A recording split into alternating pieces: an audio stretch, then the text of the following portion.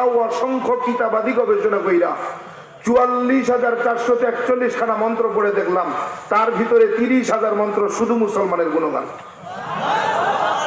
আরো আসতে কন।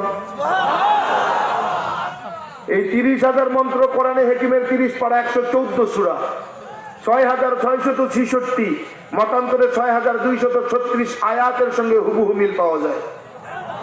কোরআনে হাকিমের প্রত্যেকটি আয়াতের সঙ্গে কয়েক শত মন্ত্র পাঠ করে শোনানো যায়। প্রত্যেকটা মন্ত্রের কিতাবের নাম, অধ্যায় নম্বর, পৃষ্ঠা নম্বর, শ্লোক নম্বরও বলার যোগ্যতা আল্লাহ তাআলা আমাকে দিয়েছেন। এমনি এমনি মুসলমান হই নাই। ভাবছেন গরুর গোশত খাওয়ার লোভে মুসলমান?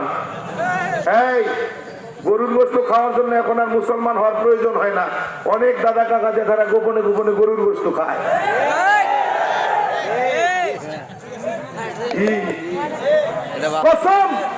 যদি কোন হিন্দুর বাচ্চা তাদের ধর্মগ্রন্থ দিয়ে প্রমাণ করতে পারে তাদের ধর্মে গরুর গোশত খাওয়া হারাম, নিষেধ, কথা দিলাম এইখানে দাঁড়ায়া কালেমা ছাইরা দিয়া তোর ধর্ম গ্রহণ করবো। মুখে বল থাকলে সামনে যে আছে প্রমাণ দে, কিন্তু আমি প্রমাণ করে দিয়ে যাব তোমার ধর্মগ্রন্থে গরুর গোশত খাওয়া যে হালাল বৈধ অনুমতি দিয়েছে তোমার গুরু ঠাকুররা, আমি যদি প্রমাণ করে দিয়া যাইতে পারি, কথা দে তুই কালেমা বলি মুসলমান হবি। ভয় পাইতেছে? আমি কিন্তু মোটে পাচ্ছি না।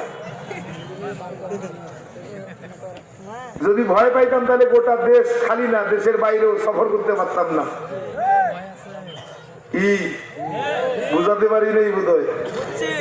এই দাদা কাকা জেঠারা, যদি মনে করো ভুল বলতেছি তাহলে আয়ো গাড়ির পিছনে একটা কিতাবের ব্যাগ নিয়ে আইছি, খালি ওগো ধর্মগ্রন্থ একটা ব্যাগ আছে মোটে।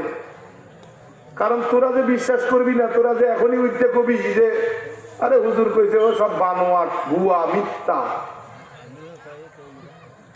তোকে দেখানোর জন্যই কিতাব লয়ে আইছি। কিতাব দেখায় তোকে বিশ্বাস করাবো। বুকে বল থাকলে চ্যালেঞ্জ দিবি।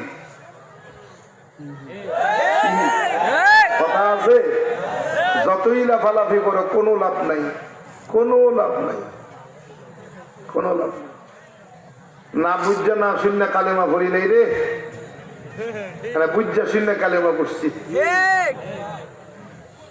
এত সহজ চিল্লায় বেড়াইতেছি, লাফায় বেড়াইতেছি গোটা পৃথিবীর জুড়ে, এমনি এমনি না।